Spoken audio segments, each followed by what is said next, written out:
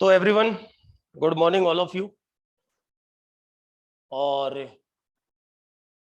जैसा कि हम लोग केमिस्ट्री पढ़ रहे हैं और केमिस्ट्री के अंदर CUET के सिलेबस के अकॉर्डिंग 12th क्लास की केमिस्ट्री को हमें देखना है और उसके अंदर हमने केमिस्ट्री सेकंड को स्टार्ट कर दिया था। केमिस्ट्री सेकंड के अंदर हम लोगों ने, जो कि ऑर्गेनिक केमिस्ट्री है, इसमें हम लोगों ने चैप्टर को शुरू कर दिया है। चैप्टर के अंदर हम लोग फिनॉल वाले चैप्टर को लास्ट लेक्चर में शुरू कर चुके थे। तो लास्ट लेक्चर में मैंने आप लोगों से फिनॉल की मेथड ऑफ प्रिपरेशन, कैसे इसे बनाया जाता है, और इसकी फिजिकल प्रॉपर्टी यानी कि इसके भौतिक गुण, ये दोनों चीजें लास्ट लेक्चर में मैं आप लोगों से शेयर कर चुका था। याद रखना कि इसकी प्रिपरेशन जो है, प्रिपरेशन ऑफ फिनॉल, एक सवाल वहां से बन जाता है, खास तौर पर क्यूमीन और डाइजोनियम सॉल्ट से बनाने वाले ये दो मेथड इसके बहुत इंपॉर्टेंट मेथड है, अक्सर एग्जाम में पूछ लिए जाते हैं।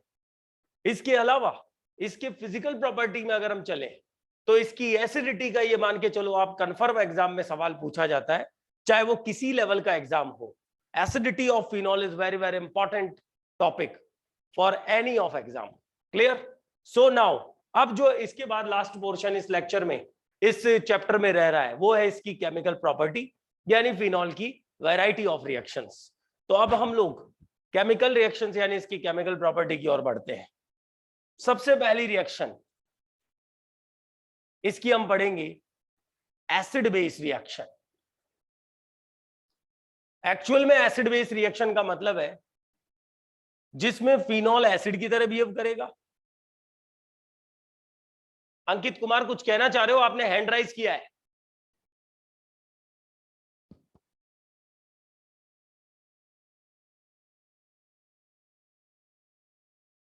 अंकित बेटा, आपको पहले अपना ऑडियो चालू करना पड़ेगा।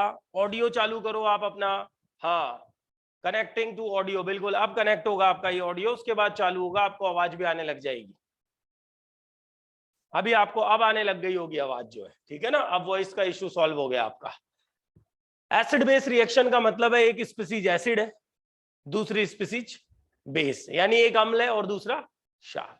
अम्ल यानी कि एसिड जो है यहां पर लिया जाएगा फिनॉल। फिनॉल एक वीक एसिड होता है, दुर्बल अम्ल होता है। ऐसी रिएक्शन जिनमें फिनॉल एसिड की तरह बिहेव करेगा, इसके साथ डाला जाएगा, पहला एग्जांपल ले रहा हूं मैं आपके सामने, इसके साथ लिया जाएगा NaOH, strong base caustic soda. जब NaOH फिनॉल के साथ डाला जाता है तो हाइड्रोक्साइड इस प्रोटोन को अप्रोच कर लेता है, प्रोटोन यानी H+ निकल जाती है और फिनोक्साइड बनता है सोडियम का।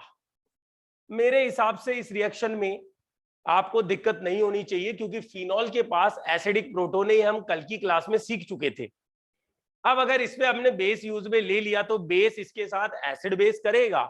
इस अभिक्रिया को, इस रिएक्शन को न्यूट्रलाइजेशन यानी उदासीनीकरण अभिक्रिया भी कहते हैं।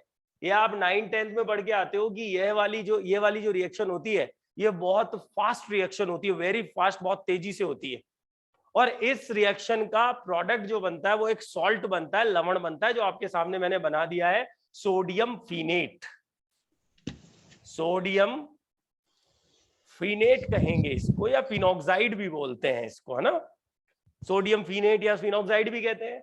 और रिमेनिंग पोर्शन में क्या निकला है? H2। तो कुल मिलाकर के पहली रिएक्शन एसिड बेस में, जब भी फिनॉल के ऊपर स्ट्रॉन्ग बेस डाले जाते हैं, जैसे NaOH, जैसे KOH या कोई और पावरफुल बेस, तो याद रखना एसिड बेस होगा, सॉल्ट बन जाएगा सोडियम फिनेट। अब आगे इस सॉल्ट की फर्दर रिएक्शन हो सकती है, वो क्या होगी वो मैं अभी आपसे शेयर करूंगा थोड़ी देर में। ध्यान देना, एक और रिएक्शन इसकी एसिड बेस में कंसीडर की जाती है, वो है बच्चों फिनॉल की रिएक्शन सोडियम के साथ, सोडियम मेटल। ध्यान देना, सोडियम मेटल के साथ जब रिएक्शन, ये एल्कली मेटल होती है, हाँ, एल्कली मेटल, एल्कली धातु, हाँ, S ब्लॉक में आने वाली होती है। तो इन मेटल्स की नेचर होती है कि ये अपना एक इलेक्ट्रॉन डोनेट करके Na+ जो इनकी मोर स्टेबल इलेक्ट्रॉनिक कॉन्फ़िगरेशन वाली फॉर्म है Na+, जिसमें इनका ऑक्टेट पूरा हो जाता है, उसमें कन्वर्ट हो जाते हैं। तो एल्कली मेटल जैसे सोडियम, पोटेशियम, इनकी नेचर होती है एक इलेक्ट्रॉन डोनेट करते हैं। तो जैसे ही फिनॉल पर हमने सोडियम मेटल डाला, बिल्कुल जैसे अल्कोहल वाले चैप्टर में आपने पढ़ा है, वैसी बिल्कुल सेम रिएक्शन है। यहां से H+ निकल जाती है और बनता है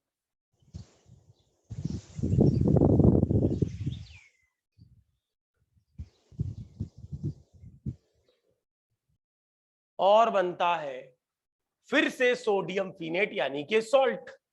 अब आप कहोगे कि इस Na+ यहां चला गया तो ये इलेक्ट्रॉन, तो वो जो H+ निकला वो H रेडिकल बना लेता है, यानी कि H+ पे एक इलेक्ट्रॉन सोडियम दे देता है और H रेडिकल बन जाता है, और ये H रेडिकल दूसरे H रेडिकल से कॉम्बाइन होके H2 गैस बना लेता है। तो इस रिएक्शन के अंदर जो साइड प्रोडक्ट, जो को प्रोडक्ट बनता है, वो हाइड्रोजन गैस है। जब फिनॉल की रिएक्शन सोडियम मेटल से, सोडियम धातु से करवाई जाती है, तो हाइड्रोजन गैस निकलने के बाद सोडियम फिनेट बन के आता है, जो एक प्रकार का सॉल्ट है। यही same salt NaOH caustic soda से रिएक्शन होके भी बन रहा था। ये दोनों ही रिएक्शन एसिड बेस टाइप की हो गई है, क्योंकि इसमें फिनॉल अपनी H+ को लूज कर रहा है, और H+ देने वाली स्पीसीज क्या होती है बच्चों? अम्ल या एसिड होती है। तो इस रिएक्शन में या आगे वाली रिएक्शन के अंदर फिनॉल एक एसिड है। तो ये एक तरह की एसिडिटी वाली रिएक्शंस मैंने आपको सबसे पहले शेयर की। ध्यान रखना, जब सोडियम मेटल से रिएक्शन कराते हैं, फिनॉल का एक इक्विवेलेंट यानी कि 1 मोल यूज में लेते हैं, तो आधा मोल हाइड्रोजन, हाफ मोल जो है H2 का बन के आता है। क्योंकि 1 मोल H रेडिकल से H रेडिकल कॉम्बाइन होके आधा मोल यानी कि हाफ मोल जो है H2 गैस का इसमें एवोपरेट होता है। ये समझ में आ गई? पहली रिएक्शन फिनॉल की एसिडिटी वाली रिएक्शन थी। ये दो रिएक्शंस आपको दोनों ही ध्यान रखनी होती है। क्लियर? अब देखो, हमने इन दोनों रिएक्शन से बनाया, जैसे मैं एक रिएक्शन लिखता हूं आपके सामने, देखना कि अभी मैंने एक एग्जांपल में लिखता हूं। अभी हमने फिनॉल की रिएक्शन NaOH से करवा के बनाया सोडियम फिनेट को, बनाया ना? अभी बिल्कुल बनाया, एसिड बेस करा के, और इसके बाद आगे इस पर डाल दिया कोई एल्काइल हैलाइड, जैसे रख दिया RX, एल्काइल हैलाइड जैसे कि मिथाइल आयोडाइड, इथाइल आयोडाइड या ethyl bromide, whatever. Alkyl group कुछ भी हो सकता है, हेलोजन भी कुछ भी हो सकता है। ध्यान रखना, फिनॉल का ऑक्सीजन इस कार्बन पे अटैक करता है एज ए न्यूक्लियोफाइल, और ये रिएक्शन हो जाती है nucleophilic substitution, just like SN2। Nucleophile कौन है? सोडियम फिनेट। फिनॉक्साइड जो हमने बनाया वो इस रिएक्शन में अब आगे कैसे बिहेव कर रहा है? न्यूक्लियोफाइल का। क्यों? क्योंकि उसमें ऑक्सीजन के पास क्या है? नेगेटिव चार्ज है, वो एक न्यूक्लियोफाइल है। ये अटैक कर रहा है इस सेंटर पे, X निकल रहा है, तो इसका प्रोडक्ट क्या बना? OR, यानी के फिनोलिक ईथर बन गए। ईथर बने कौन से वाले? फिनोलिक। और इसके साथ जो X और Na+ था वो निकल गया। ध्यान रखना, इस रिएक्शन को नाम दिया जाता है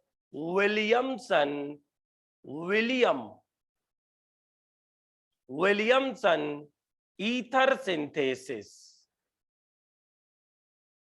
विलियमसन ईथर सिंथेसिस। अगला चैप्टर हम लोगों का ईथर ही है, और ईथर की मेथड ऑफ प्रिपरेशन में सबसे ज्यादा यूज में ली जाने वाली जो रिएक्शन होती है वो विलियमसन ईथर होती है। यहां हमने फिनोलिक ईथर बनाया है, कल अगला जो लेक्चर हम लोग देखेंगे, वो अगला जो लेक्चर होगा वो ईथर का होगा। वहां हम नॉर्मल ईथर भी बनाएंगे, वहां हम फिनोलिक ईथर भी बनाएंगे। पर आज हमने फिनॉल से फिनोलिक ईथर बनाना थ्रू विलियमसन ईथर सिंथेसिस भी सीख लिया है। इस रिएक्शन को ध्यान रखना, यदि यहां पर मिथाइल होगा तो OMe आ जाएगा, यदि यहां इथाइल होगा तो OET बन जाएगा। जैसा हमें फिनोलिक ईथर बनाना है हम वैसा इससे बना सकते हैं, पर पहला स्टेप एसिड बेस रिएक्शन हुआ है। Is it clear? तो ये बातचीत हो गई है सबसे पहली reaction acid base reaction of phenol की, और उसके बाद में अब आप लोगों को शेयर करता हूं नेक्स्ट दूसरे नंबर की रिएक्शन, वो है एस्टरिफिकेशन ऑफ फिनॉल। दूसरे नंबर की जो रिएक्शन फिनॉल की मैं आप लोगों से शेयर कर रहा हूं वो कौन सी है? एस्टरिफिकेशन। ये बिल्कुल अल्कोहल की तरह हो रही है बच्चों रिएक्शंस। जैसे अल्कोहल करता है शो, पीछे जो आपने पढ़ा विलियमसन ईथर, वो बिल्कुल अल्कोहल भी देगा, उसमें नॉर्मल ईथर बनेगा। फिनॉल जब दे रहा है तो फिनोलिक ईथर बन रहा है। इसी तरह अल्कोहल एस्टरिफिकेशन देता है, सेम वैसे ही फिनॉल भी। याद रखना फिनॉल जो है C6H5OH, इसको हम ऐसे भी लिख सकते हैं PHOH। PH का मतलब फिनाइल रिंग, वो ये रहा। When phenol is treated with the carboxylic acid in acidic condition or acetic anhydride in acidic condition, ये दोनों ही सिचुएशन इसमें एस्टरिफिकेशन का कारण बनेंगी। याद रखना ये जो एसिटिक एनहाइड्राइड में लिख रहा हूं, इसमें एसिटिक ग्रुप जो होता है वो ये होता है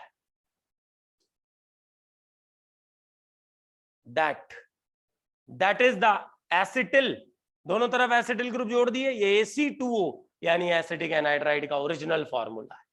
एसिडिक मीडियम में जब फिनॉल पर इसको रिएक्शन करवाते हैं तो ध्यान देना, ये वाला ग्रुप जो इसमें है, ये रहा, ये वाला ग्रुप जो है इसे कहते हैं एसिटिल ग्रुप। ये यहां पर इससे अटैच हो जाता है, तो ये जब अटैच होगा तो कुछ ये बनेगा,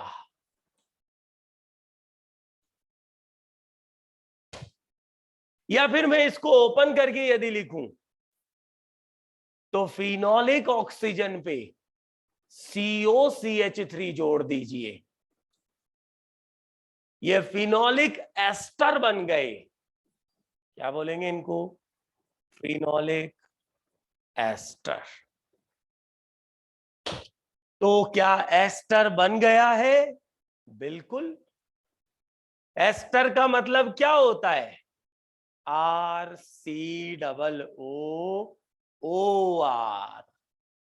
इसमें से ये वाला R फिनॉल की बेंजीन रिंग यानी PH है, और ये वाला R CH3 है। तो मेरे हिसाब से आप लोगों को ये समझ में आ रहा होगा, यहां पर यदि इस PH की जगह R ले लेते, ROH, तो ये एक नॉर्मल एल्कोहल होता।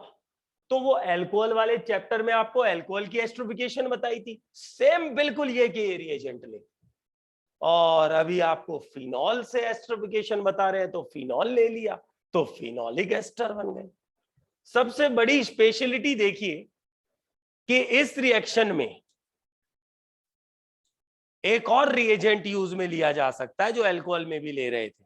एसिडिक एनहाइड्राइड तो अपने आप में दी बेस्ट है, लेकिन अगर फिनॉल की reaction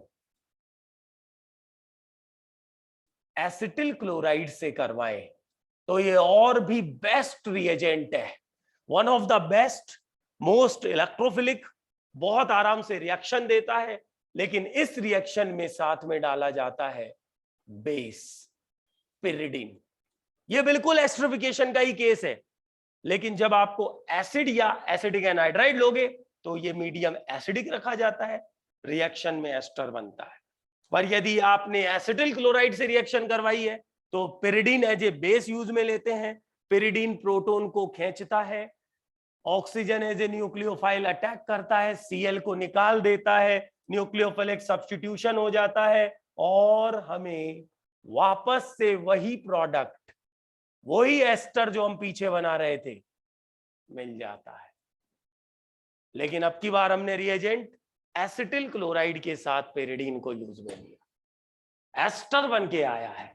this is called esterification reaction. ये समझ में आ रही है? हाँ बेटा, क्लियर? तो दूसरी रिएक्शन जो थी वो थी फिनॉल की एस्टरिफिकेशन, वो भी मैंने आप लोगों को सिखा दी है। ठीक है, अब इसके बाद एक एग्जांपल लेता हूं, देखो मैं इसका, जो एनसीईआरटी बेस्ड एग्जांपल है। आगे मैं आपको फिनॉल से सैलिसिलिक एसिड बनाना भी सिखाऊंगा, पर फिलहाल मैं बना बनाया सैलिसिलिक अम्ल ले रहा हूं।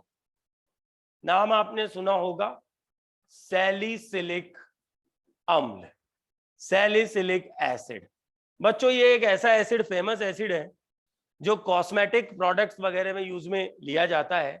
कॉस्मेटिक जो है वो आपको पता ही है, क्रीम्स वगैरह जो हम, लोशन वगैरह जो हम यूज में लेते हैं, बेसिकली सैलिसिलिक एसिड वहां उन कॉस्मेटिक्स में यूज आता है। सैलिसिलिक एसिड में आपको फिनोलिक OH भी दिख गया होगा और एक कार्बोक्सिलिक अम्ल भी दिख गया होगा।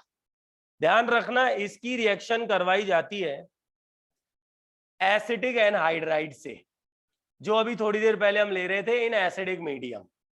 तो जब एसिडिक एनहाइड्राइड से रिएक्शन एसिडिक मीडियम में कराते हैं तो ये एसिटिल ग्रुप फिनॉल पे जाके जुड़ेगा। तो फिनोलिक OH की जगह आप इसका प्रोडक्ट क्या बना लोगे? इसका प्रोडक्ट बनेगा COOH, वैसा का वैसा बच्चों, और फिनोलिक OH में OCOCH3 जोड़ देंगे, एसिटिल ग्रुप। तो अब जो ये बन के आया एसिटिल सैलिसिलिक एसिड, क्या इसका नाम पूरा क्या हो जाएगा? Acetyl salicylic acid. ये जो अब बन के आया, इसको बोला जाता है एस्पिरिन। एस्पिरिन का नाम आपने सुना होगा, ये एक दवाई है, एक मेडिसिन है, जैसे पैरासीटामोल यूज में लेते हैं। हाँ बेटा, सुना है क्या नाम पैरासीटामोल का? तो क्या एस्पिरिन का नाम भी आप लोगों ने सुना है बेटा? एस्पिरिन जो है वो एक तरह की एनाल्जेसिक ड्रग होती है, एनाल्जेसिक। और इसके अलावा एस्पिरिन एंटीपायरेटिक भी होती है बच्चों। एनाल्जेसिक का मतलब होता है पेन किलर, यानी दर्द को मिटाने के लिए काम में ली जाने वाली दवा, और एंटीपायरेटिक का मतलब होता है बुखार को कम करने की, यानी टेम्परेचर को रिड्यूस करने में काम में ली जाने वाली दवा। तो एस्पिरिन जो है उसके दोनों यूज हैं। एस्पिरिन एक मेडिसिन है, एक दवाई है, एक ड्रग है, जिसको एनाल्जेसिक और एंटीपायरेटिक दोनों रूप में काम लेते हैं, बुखार के रूप में भी काम लेते हैं और दर्द में भी। ये और बात है कि आजकल एस्पिरिन के साइड इफेक्ट ज्यादा हो गए, इसलिए एस्पिरिन को डॉक्टर कम लिखते हैं, पैरासीटामोल को ज्यादा लिखता है दवाई के रूप में। और कोरोना काल में हमने देखा, यूज में ली बहुत लोगों ने पैरासीटामोल को, जब उनको बुखार हुआ तो उन्होंने खटाक से पैरासीटामोल ले ली। तो एस्पिरिन को कम काम में लेते हैं, लेकिन एस्पिरिन की नॉलेज मैंने आपको बताई। एस्पिरिन सैलिसिलिक एसिड से डायरेक्ट बनाया जाता है और इस रिएक्शन का नाम हो गया एस्टरिफिकेशन। इसमें फिनोलिक OH का एस्टरिफिकेशन हो गया है, क्या बना? एस्पिरिन बन गया। तो एक बेस्ट एप्लीकेशन मैंने आप लोगों से शेयर किया, जो एनसीईआरटी में भी दिया हुआ है, ऐसा का ऐसा। लेकिन आपको पहले नॉलेज होना चाहिए कि एस्टरिफिकेशन फिनॉल का कैसे होता है। तो ये सेकंड रिएक्शन मैंने आप लोगों से शेयर करी। हाँ भाई, ये एस्पिरिन बनना समझ में आया Aditya and other students? Thumb impression से बताओ या चैट में रिप्लाई करो। आया आदित्य? Good, okay. तो चलिए अब हम लोग जो है थर्ड रिएक्शन को देखते हैं। तीसरे नंबर वाली जो रिएक्शन है वो रिएक्शन है इलेक्ट्रोफिलिक एरोमेटिक सब्स्टिट्यूशन।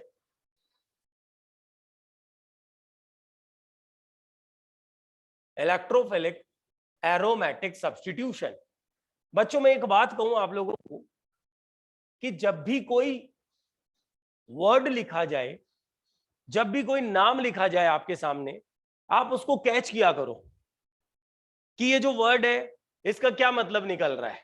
जैसे पीछे हमने पढ़ा एस्टरिफिकेशन, सपोज, तो इसका प्रोडक्ट बच्चों एस्टर बन के आ रहा है, इसीलिए इस रिएक्शन को एस्टरिफिकेशन बोल रहे हैं। इसी तरह पीछे हमने पढ़ा एसिड बेस रिएक्शन, तो इस रिएक्शन के अंदर फिनोल एक एसिड की तरह काम आ रहा है, इसके साथ बेस डाल रहे हैं, एसिड बेस आपस में रिएक्ट करके सॉल्ट बना रहे हैं। तो ये आपको बता रहा हूं ऑर्गेनिक केमिस्ट्री के अंदर बहुत बढ़िया फंडा काम करता है कि वर्ड खुद अपना मतलब बताता है बच्चों। अगर आपने वर्ड से मीनिंग सीख लिया तो आपकी आधी समस्या तो दूर हो गई। यहां पर ये शब्द, ये वर्ड क्या कह रहा है, इलेक्ट्रोफिलिक एरोमेटिक सब्स्टिट्यूशन। इसका मतलब सब्स्टिट्यूशन होगा, हिंदी में बोलते हैं प्रतिस्थापन। यानी यहां पर रिएजेंट अटैक करेगा फिनॉल पे और फिनॉल में से किसी ग्रुप को निकाल देगा, किसी एटम को निकाल देगा, खुद जुड़ जाएगा। आप पढ़ रहे हो ना फिनॉल की रिएक्शन, तो फिनॉल के ऊपर सब्स्टिट्यूशन पढ़ेंगे, लेकिन सब्स्टिट्यूशन करने वाला कौन होगा बच्चों, इलेक्ट्रोफाइल होगा। और वो किस पे करेगा, एरोमेटिक रिंग पे। क्या फिनॉल के पास एरोमेटिक रिंग है, बिल्कुल है, ये रही बेंजीन रिंग एरोमेटिक होती है। तो फिनॉल में बेंजीन रिंग पर अब अभिक्रिया करवा रहे हैं, रिएक्शन करवा रहे हैं।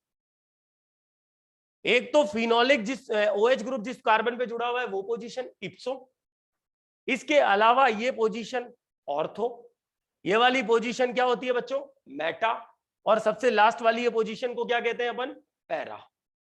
Ortho, Meta, para. तो फिनॉल के अंदर ये जो एरोमेटिक रिंग है बेंजीन, इस पर आकर के कौन अटैक करेगा, इलेक्ट्रोफाइल।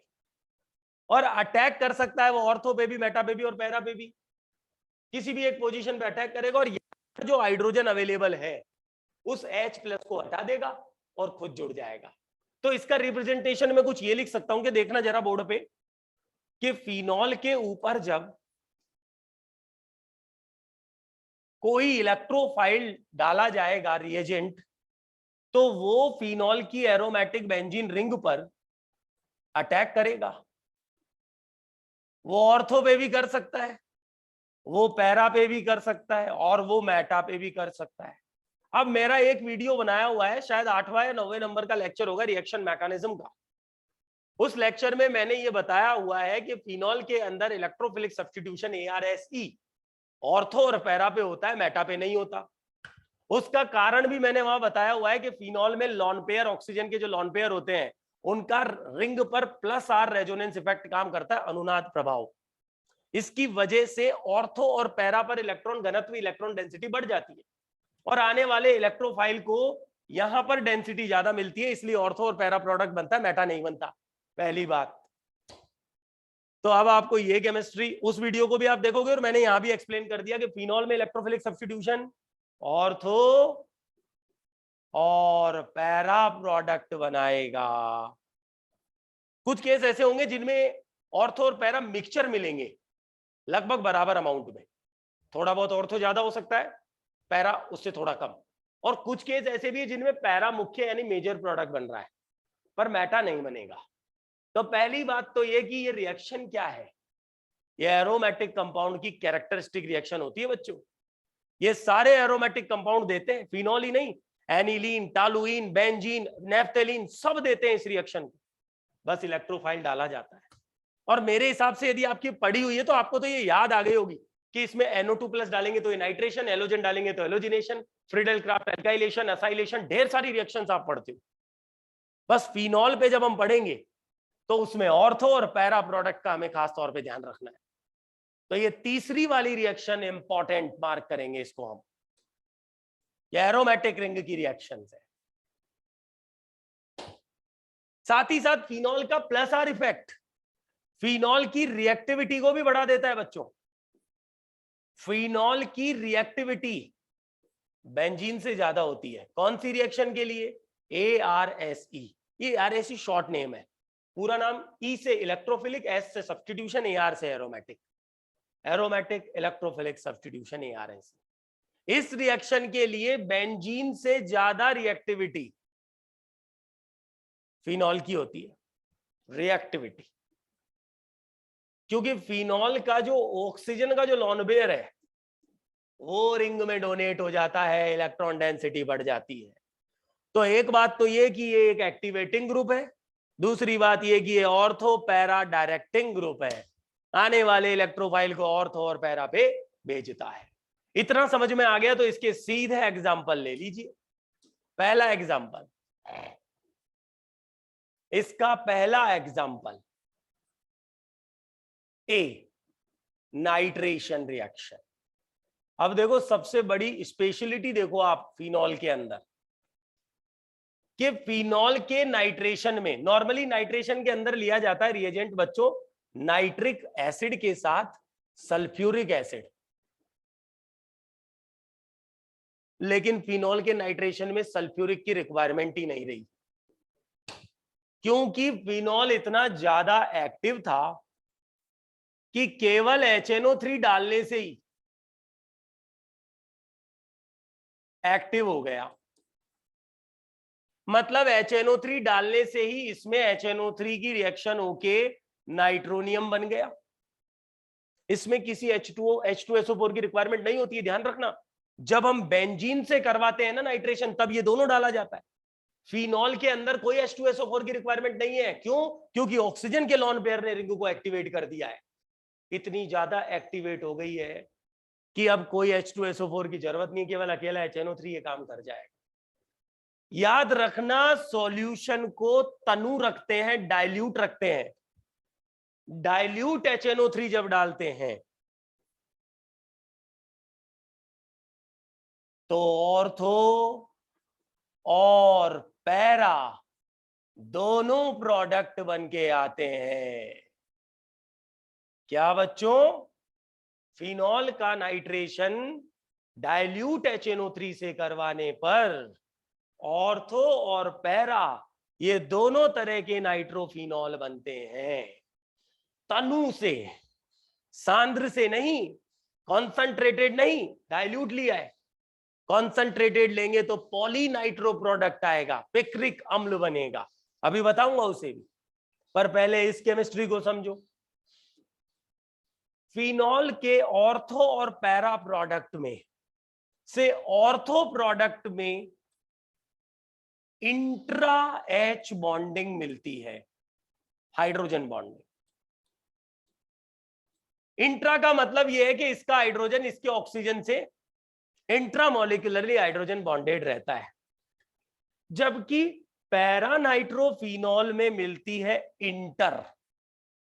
अब पहले तो बच्चों आपको ये पता होना चाहिए कि ये इंट्रा और इंटर में क्या फर्क है।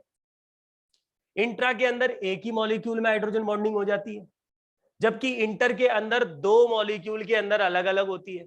इसका हाइड्रोजन दूसरे वाले नाइट्रोफिनॉल के हाइड्रोजन से हाइड्रोजन बॉन्डेड होगा।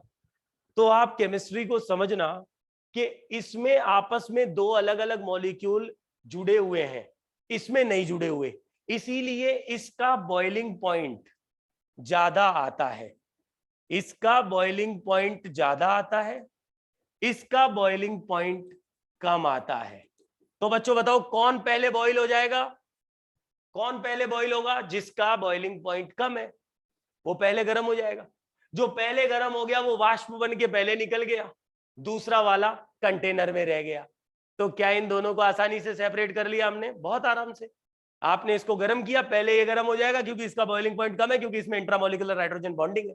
इंटर नहीं है इसमें, जबकि इसमें इंटर है। इंटर की वजह से इसके मॉलिक्यूल आपस में एसोसिएट हो रखे हैं, जुड़े हुए हैं, और इसकी वजह से इसका बॉइलिंग पॉइंट ज्यादा है। तो पैरा ऑर्थो नाइट्रोफिनॉल जो नाइट्रेशन से बन रहे हैं ना फिनॉल के, ये बहुत आराम से सेपरेट होते हैं by the difference of the boiling point, और बहुत आराम से सेपरेट कर लिया दोनों को। और जो पैरा नाइट्रोफिनॉल है ना बच्चों, ये ध्यान रखना कि ये जो पैरा नाइट्रोफिनॉल है that is the precursor of paracetamol. क्या कहा मैंने? Para nitrophenol is the precursor. Precursor का क्या मीनिंग है मैं सब बता रहा हूं आपको अभी। Precursor of the paracetamol.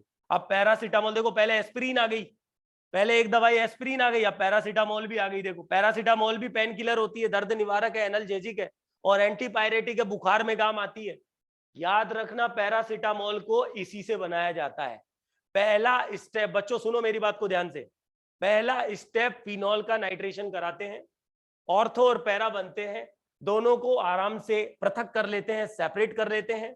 उसमें से पैरा नाइट्रोफिनॉल का जिसका बॉइलिंग पॉइंट ज्यादा था उसको यूज में लेते हुए आगे पैरासीटामोल बनाया जाता है। पर अब बात यह है कि भाई इससे आगे पैरासीटामोल कैसे बनता है, ये अभी हमारे स्कोप में नहीं है। जैसे ही आगे के चैप्टर्स में हम और कॉन्सेप्ट सीख लेंगे, जैसे ही आगे हम हमारे एक चैप्टर आएगा chemistry in drugs in daily life. एक मिनट रुकना, मेरे पास सिलेबस है, एक मिनट रुकना, मेरे पास सिलेबस है। और इस सिलेबस में हमारे ऑर्गेनिक केमिस्ट्री के अंदर लास्ट में एक चैप्टर है बच्चों, वो है chemistry in everyday life.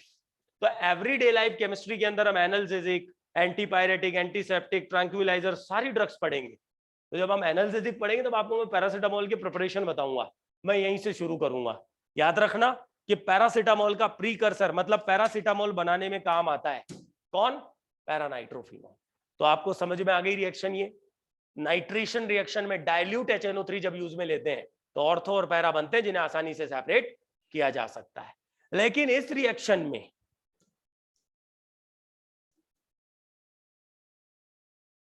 Phenol के ऊपर जब कॉन्संट्रेटेड HNO3 डाला, तो बच्चों कॉन्संट्रेटेड का मतलब आप जानते हो ना, डाइल्यूट में तो हम वाटर डाल के उसे डाइल्यूट कर देते हैं। अरे डाइल्यूट में तो हम HNO3 के साथ क्या डाल देते हैं, वाटर। तो डाइल्यूट में तो कंसंट्रेशन बहुत कम होती है, उस सिचुएशन में अटैक करने वाला इलेक्ट्रोफाइल NO2+ है, वो कम है। अब इस सिचुएशन में अटैक करने वाला इलेक्ट्रोफाइल की सांद्रता, कंसंट्रेशन बहुत ज्यादा है, तो ये यहां भी अटैक करता है, यहां भी कर जाता है, यहां भी कर जाता है, और एक साथ तीनों जगह सब्स्टिट्यूशन करके ARSE करके, वेरी वेरी इंपॉर्टेंट, पिक्रिक अम्ल बनता है बच्चों, पिक्रिक एसिड।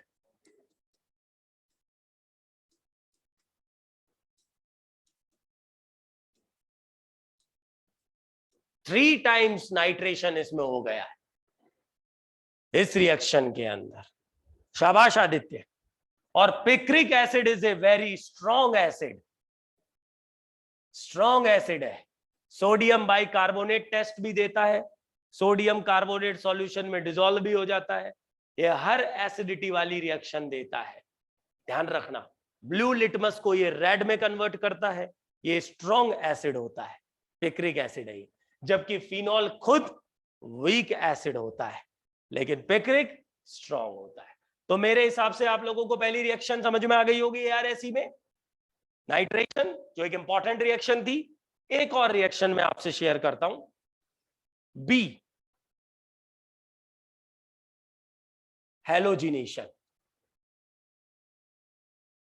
हैलोजिनेशन के अंदर अटैक करने वाला हैलोजन होगा बच्चों, इसीलिए इस रिएक्शन का नाम हैलोजिनेशन है। और हैलोजिनेशन में हम बेसिकली यहां पढ़ रहे हैं ब्रोमिनेशन फिनॉल के ऊपर। तो ध्यान देना कि फिनॉल की रिएक्शन जब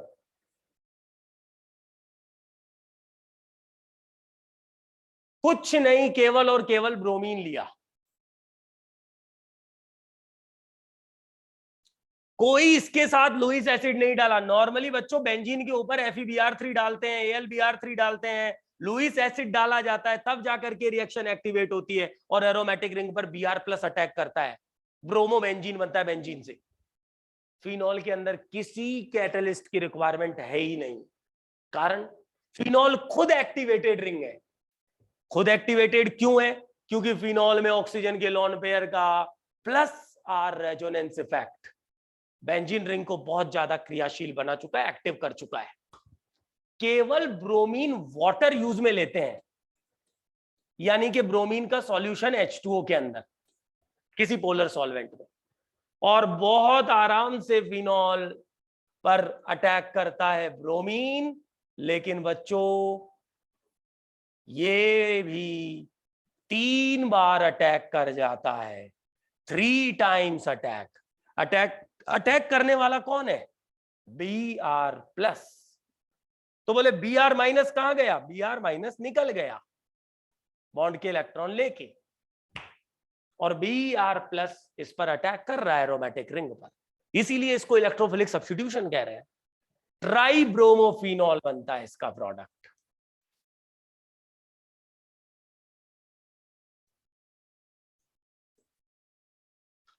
ट्राइब्रोमोफिनॉल बनता है। तो अब अगर हमको मान लो ऑर्थो और पैरा प्रोडक्ट हमारा डिजायर्ड है, तो फिर हमें यहां सॉल्यूशन की पोलरिटी को कम करना पड़ेगा। तो ये ध्यान रखना कि जब पोलर सॉल्वेंट, आप ये जानते होंगे बच्चों कि ये सॉल्वेंट जो होता है ये पोलर होता है। पोलर सॉल्वेंट में रिएक्शन ज्यादा एक्टिव हो गई, Br+ के अटैक 3 बार हुए, ट्राइब्रोमो प्रोडक्ट आ गया। जैसे पीछे पिक्रिक बन रहा था वैसे ट्राइब्रोमो आ गया। अगर आप चाहते हो कि नहीं ऑर्थो और पैरा ही बने, एक एक बार अटैक हो, तो फिर आपको पोलरिटी कम करनी पड़ेगी। यानी यहां पर ब्रोमीन यूज में लेना होगा आपको विदाउट वाटर, बिना जल के। और सॉल्वेंट आप ले सकते हो कार्बन डाइसल्फाइड या फिर इन कार्बन टेट्राक्लोराइड। किसी में तो सॉल्यूशन बनाना ही पड़ता है बच्चों, क्योंकि केवल ब्रोमीन अकेली कॉन्सेंट्रेटेड हम ले ले तो कई बार रिएक्शन वाइग्रस हो जाती है। इसीलिए हमें किसी सॉल्वेंट में यूज में लेते हैं, हम रिएक्शन को करवाते हैं, चाहे वो पोलर सॉल्वेंट हो, चाहे वो नॉन पोलर हो या लेस पोलर हो, जिनकी ध्रुवणता कम होती है, लेस पोलर। ये लेस पोलर सॉल्वेंट में जब रिएक्शन होती है ना Br2 से, तो ध्यान रखना बच्चों पैरा और ऑर्थो दोनों प्रोडक्ट बनते हैं, लेकिन सबसे बड़ी स्पेशलिटी देखो कि इस अभिक्रिया का, इस रिएक्शन का प्रोडक्ट पैरा बनता है मेजर। याद रखना इस रिएक्शन का मेजर प्रोडक्ट पैरा बनता है, that is the major para product, जबकि ऑर्थो प्रोडक्ट बहुत कम मात्रा में माइनर बनता है। ये मेजर और माइनर का क्या मतलब है? मेजर का मतलब ज्यादा क्वांटिटी में, ज्यादा परसेंटेज में बन के आना, और माइनर का मतलब कम परसेंटेज में, कम क्वांटिटी में बनना। तो मेरा सवाल ये है कि भाई पीछे जो नाइट्रेशन हमने बढ़ी थी, इसमें कौन मेजर था? तो मैंने कहा कि इसमें मिक्सचर ऑफ प्रोडक्ट आते हैं, इसके अंदर मिक्सचर ऑफ प्रोडक्ट आते हैं बेटा। थोड़ा बहुत ऑर्थो ज्यादा बनता है, पैरा मामूली सा कम बनता है। जब ऐसी सिचुएशन जहां ज्यादा डिफरेंस नहीं है तो हम कहते हैं मिक्सचर ऑफ प्रोडक्ट, दोनों का मिश्रण। जबकि जहां पर क्वांटिटी ही बहुत ज्यादा, पैरा 90-80% पैरा बनता है, जबकि मात्र 10-20% क्या बन के आता है? ऑर्थो बन के आता है। तो ध्यान रखना कि ब्रोमिनेशन के अंदर पैरा प्रोडक्ट मेजर बनता है। इसका कारण यदि पूछा जाए कि पैरा क्यों मेजर बन रहा है, because of the larger bigger size of the bromine. Bromine का बड़ा साइज, Br+ का बड़ा साइज इसे पैरा पे अटैक करवाता है रादर देन ऑर्थो, क्योंकि ऑर्थो पर रिपल्शन ज्यादा होगा, ये ध्यान रखना। इसलिए पैरा प्रोडक्ट ब्रोमिनेशन का मेजर बनता है। तो अब आप कहोगे कि फिर बोले सर उधर नाइट्रेशन के अंदर NO2+ बड़ा नहीं है क्या? उसका साइज इतना लार्जर नहीं है, क्योंकि उसमें नाइट्रोजन और ऑक्सीजन एटम है जो स्मॉलर होते हैं, जबकि ब्रोमीन का खुद का साइज बड़ा होता है। चेक कर लो, फ्लोरो, क्लोरो, ब्रोमो, आयोडो, सबसे बड़ा साइज आयोडीन का होता है, उसके बाद ब्रोमीन का, उससे कम क्लोरीन का और सबसे कम फ्लोरीन का। Is it clear? सो ये बातचीत कर रहे थे हम लोग AR ऐसी रिएक्शन के अंदर। दो बेस्ट एग्जांपल मैंने आप लोगों से शेयर किए, नाइट्रेशन और ब्रोमिनेशन के। तो ये तीसरी टाइप की रिएक्शन AR ऐसी हो गई है, ये ध्यान रखना। इसी तरह इसमें सल्फोनेशन भी होती है, पर वो इतनी ज्यादा इंपॉर्टेंट नहीं है। सल्फोनेशन के अंदर SO3H जुड़ता है, फ्रीडेल क्राफ्ट रिएक्शंस भी हो सकती हैं बहुत आराम से, कोई दिक्कत नहीं है, जैसे आपने बेंजीन पर आप देखते हो वैसे, लेकिन वो इतनी ज्यादा अब हमारे स्कोप में नहीं है। ठीक, तो मैं अब आगे आपको लेके चलता हूं फोर्थ टाइप की रिएक्शंस की तरफ। चौथी टाइप की रिएक्शन का नाम है कॉल्बे श्मिट रिएक्शन। ये अब नेम्ड रिएक्शन आ गई, कॉल्बे श्मिट रिएक्शन, ये एक नेम्ड रिएक्शन आ गई है। फिनॉल की रिएक्शन है, पहली बात तो आपको ये याद रखनी है कॉल्बे श्मिट। फिनॉल की रिएक्शन NaOH से कराते हैं, पहला स्टेप। फिनॉल की रिएक्शन NaOH से कराते हैं तो हम अभी थोड़ी देर पहले सीख चुके हैं कि सोडियम फिनॉक्साइड बनता है, सॉल्ट, एसिड बेस रिएक्शन होती है। हमने अभी शुरुआत में ही पढ़ी इस रिएक्शन को सबसे पहले। हाँ बच्चों, शुरुआत में ही पढ़ी, हम सीख चुके हैं। आगे इसकी रिएक्शन करवाते हैं कार्बन डाइऑक्साइड से। किससे? CO2। CO2 is a week electrophile, ये दुर्बल इलेक्ट्रोफाइल है, इसलिए पहले फिनॉल पर बेस डाल के एसिड बेस कराई, इसे एक्टिव किया, और अब बच्चों देखना यहां से ये अटैक हो जाता है, और जब ये अटैक होगा तो आप देखोगे कि फिनॉल की ऑर्थो पोजीशन पे कार्बन डाइऑक्साइड जुड़ गया। जैसे ही अटैच होगा कुछ ये मिलेगा,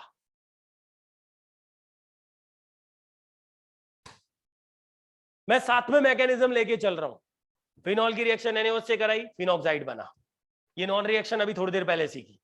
फिनॉक्साइड की रिएक्शन कार्बन डाइऑक्साइड पे डाली, तो क्योंकि कार्बन डाइऑक्साइड पे जैसे कार्बोनिल होता है वैसे ही कुछ चीज दिखाई दे रही है, एक इलेक्ट्रोफिलिक सेंटर है, ये वाला कार्बन एक इलेक्ट्रोफिलिक सेंटर है, और ये एक न्यूक्लियोफाइल है। लेकिन अब ये ऑक्सीजन से अटैक नहीं कर रहा, ये अब इसकी इस पोजीशन से अटैक कर रहा है। इस पोजीशन से अटैक हुआ तो इस पर मैंने देखो C double bond O minus पे Na जोड़ता हुआ ये बना लिया, और आगे अगले स्टेप में यहां से वापस से एरोमेटिसिटी ले आया, क्योंकि एरोमेटिसिटी डिस्टर्ब हुई वो वापस आएगी, तो कॉल्बे श्मिट के अंदर अगले स्टेप में कीटो इनॉल टॉटोमेरिज्म होकर के एरोमेटिसिटी वापस आ गई, और ये सॉल्ट रह गया बना बनाया। हाँ बच्चों, और अब हम चाहते हैं कि इस सॉल्ट पर हमको प्रोटॉन डालनी है, तो हमने लास्ट स्टेप में क्या किया, एसिडिक मीडियम डाल दिया, जैसे HCl। ये एसिडिक मीडियम लास्ट स्टेप में केवल इस सॉल्ट पर प्रोटॉन देने के लिए डाला जाता है। बाकी केमिस्ट्री तो आपको समझ में आ गई कि एरोमेटिक बन गया फिनॉल वापस से, और ये फाइनल प्रोडक्ट बन के आया सैलिसिलिक अम्ल। ये वही सैलिसिलिक अम्ल है बच्चों जिसको अभी एस्पिरिन सिंथेसिस में हमने यूज लिया था, ये वही सैलिसाइलिक एसिड है। कॉल्बे श्मिट के द्वारा ये बेस्ट प्रिपेयर किया जाता है बहुत आराम से। फिनॉल की रिएक्शन जब कॉल्बे श्मिट अभिक्रिया करवाई जाती है, रिएक्शन करवाते हैं, तो इसके 3 स्टेप हो गए अगर आप चेक करो तो। पहला स्टेप NaOH, दूसरा स्टेप कार्बन डाइऑक्साइड, और तीसरे स्टेप में प्रोटॉन भी डालना पड़ेगा ताकि ये सॉल्ट एसिड बन जाए। तो कुल मिलाकर केमिस्ट्री ये कह रही है कॉल्बे श्मिट की कि कॉल्बे श्मिट रिएक्शन के अंदर फिनॉल से सैलिसाइलिक अम्ल बनाया जाता है, ऑर्थो पोजीशन पर एसिड जोड़ा जाता है, लेकिन इसके लिए पहला स्टेप NaOH लेते हैं, दूसरे स्टेप में CO2 डालते हैं, और तीसरे स्टेप में एसिडिक मीडियम डाला जाता है। ये सारे स्टेप्स मिलाकर के पूरी रिएक्शन बन जाती है कॉल्बे श्मिट रिएक्शन। ये ध्यान रखना है अपने को कि कॉल्बे श्मिट जो है ना,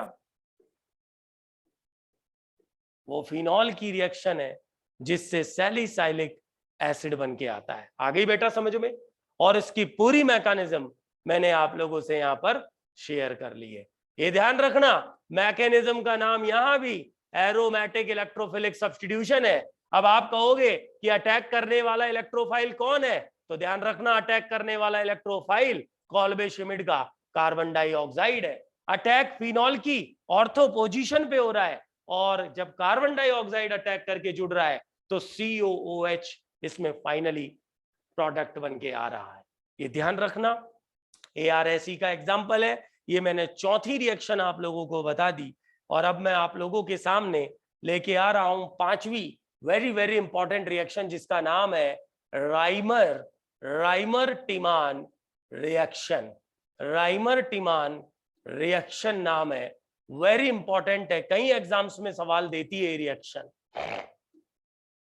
फिनॉल की रिएक्शन है, याद रखना फिनॉल की रिएक्शन है, और फिनॉल की रिएक्शन, इस रिएक्शन के अंदर फिनॉल पर डाला जाता है क्लोरोफॉर्म CHCl3, जिसका परिचय आप पहले ही ले चुके हो, जो एक प्रकार का एनेस्थेटिक होता है, निश्चेतक होता है, बेहोश करने के लिए काम में ली जाने वाली दवा, एनेस्थेटिक।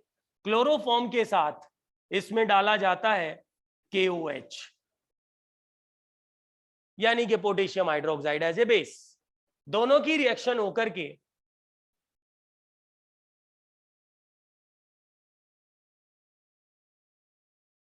पहले ये बनता है। अब ये क्या बना, ये ध्यान रखना कि इन दोनों की रिएक्शन होने के बाद अटैकिंग इलेक्ट्रोफाइल एक कार्बीन इंटरमीडिएट बनता है।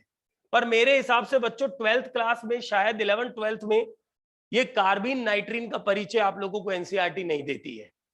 ये बीएससी लेवल पे आती है, कार्बीन और नाइट्रीन और बेंजाइन इंटरमीडिएट। ये बहुत कम इंट्रोडक्शन होता है कार्बीन का कि आपको 11th 12th में इंट्रोडक्शन हो जाए। जब क्लोरोफॉर्म की रिएक्शन KOH से कराते हैं तो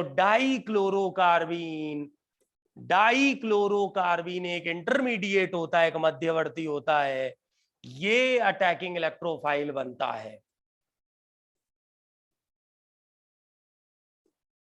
और ये अटैकिंग इलेक्ट्रोफाइल फिनॉल की ऑर्थो पे जब अटैक करेगा तो ये बन गया, that is the intermediate product, जिसको हम केमिस्ट्री में एडक्ट बोलते हैं। एडक्ट का मतलब होता है ये प्रोडक्ट आगे फर्दर, ये वाला जो प्रोडक्ट बना है बीच में बना है, ये आगे फिर रिएक्शन करेगा और फाइनल प्रोडक्ट बनाएगा, तो उसको हम एडक्ट कहते हैं।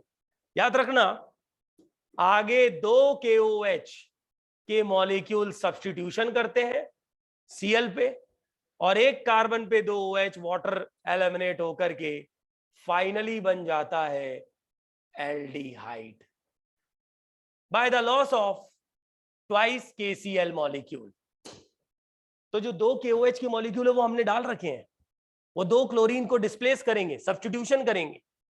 एक कार्बन पे 2 OH H2O निकल के एल्डिहाइड बनेगा और 2 KCl निकल जाएंगे। इस प्रोडक्ट का नाम है सैलिसैल्डिहाइड, सैलिसिल एल्डिहाइड, सैलिसिल एल्डिहाइड या सैलिसैल्डिहाइड भी कह देते हैं कई बार। सैलिसिल एल्डिहाइड जो है सैलिसिलिक एसिड का एल्डिहाइड डेरिवेटिव, अगर आप चेक करो तो। याद रखना, राइमर टीमान रिएक्शन से फिनॉल की ऑर्थो पोजीशन पे फॉर्माइल ग्रुप जोड़ा है। क्या जोड़ा है ये? फॉर्माइल। एल्डिहाइड ग्रुप को फॉर्माइल ग्रुप कहते हैं, तो फॉर्माइलेशन हुआ है। Reimer Tiemann is the case of formylation. Reagent chloroform KOH, product salicyl aldehyde, attack करने वाला इलेक्ट्रोफाइल डाइक्लोरोकार्बीन। ये सारे फैक्ट्स आपको ध्यान रखने हैं, ज्यादा डिटेल में इसकी मैकेनिज्म हमें देखने की जरूरत नहीं है। ठीक है, राइमर टीमान होने के बाद लास्ट में आप लोगों से 2 रिएक्शन और शेयर करूंगा। जो 6 रिएक्शन है, मैं उसे कुछ नाम नहीं दे रहा। 6 रिएक्शन जो है मैं ऑलरेडी आपको बेंजीन वाले चैप्टर में बता चुका हूं। फिनॉल की रिएक्शन जब जिंक डस्ट से करवाते हैं तो जिंक की ये नेचर होती है कि वो ऑक्सीजन के साथ बॉन्ड बनाता है, जिंक ऑक्साइड बॉन्ड स्टेबल होता है, ZNO निकलता है, और बच्चों इस रिएक्शन का प्रोडक्ट बेंजीन बन के आता है। बेंजीन की मेथड ऑफ प्रिपरेशन थी ये, क्या? फिनॉल की रिएक्शन जिंक डस्ट के साथ। तो मैं आप लोगों से शेयर कर रहा हूं आगे की रिएक्शंस। पहले मैंने कॉल्बे श्मिट बताई, राइमर टीमान बता दी, ये लास्ट 2 रिएक्शंस और हमें ध्यान रखनी है कि जिंक डस्ट से, और एक इसकी है ऑक्सीडेशन रिएक्शन।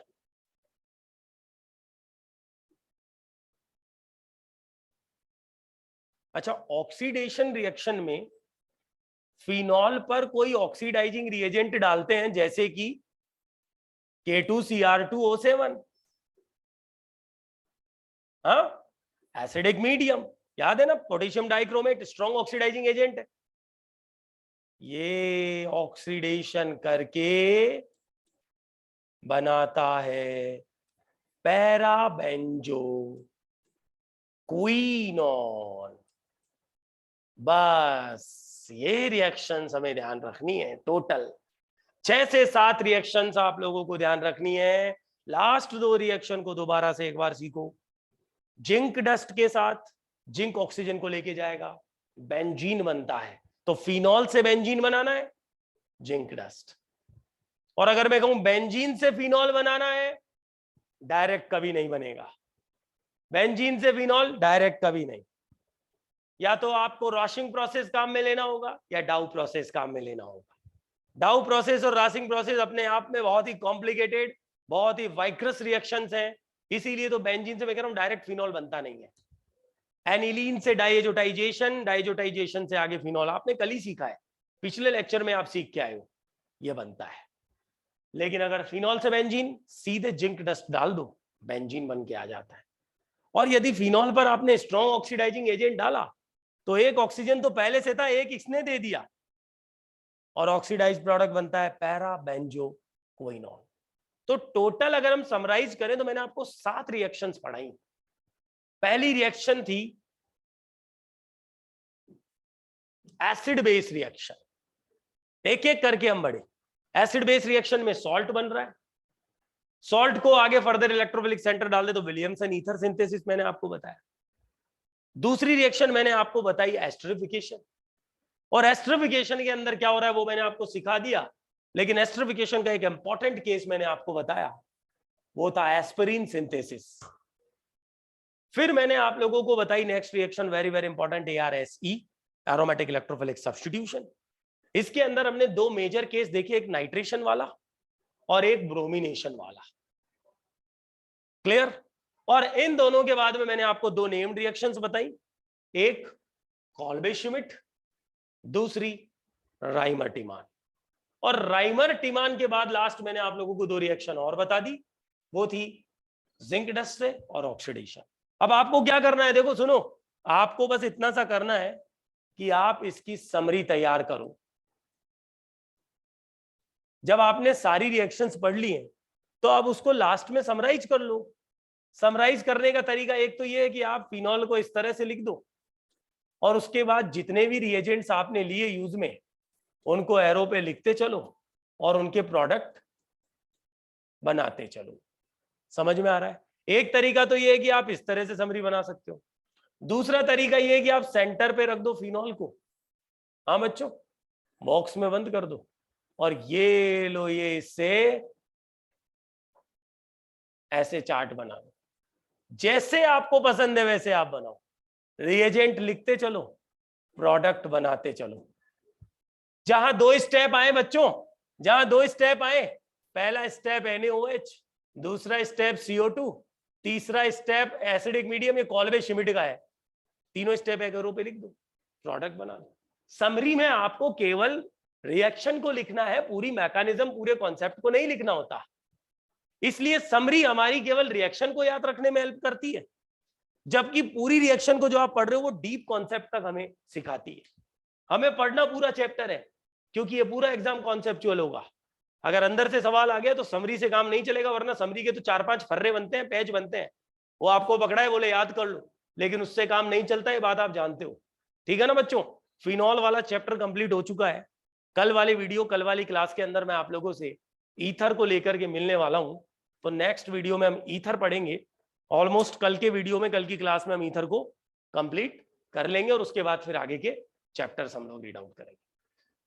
तो बच्चों, ये क्लास को हम, इस वीडियो को यहीं पर खत्म करते हैं और मिलते हैं आप लोगों से नेक्स्ट क्लास के अंदर। और अभी आपकी जो शेड्यूल क्लास आगे की फिजिक्स वाली है, तो फिजिक्स वाली होगी अभी क्लास फिजिक्स की, तो फिजिक्स वाली क्लास आप लोगों की आगे कंटिन्यू हो जाएगी बेटा, ठीक है?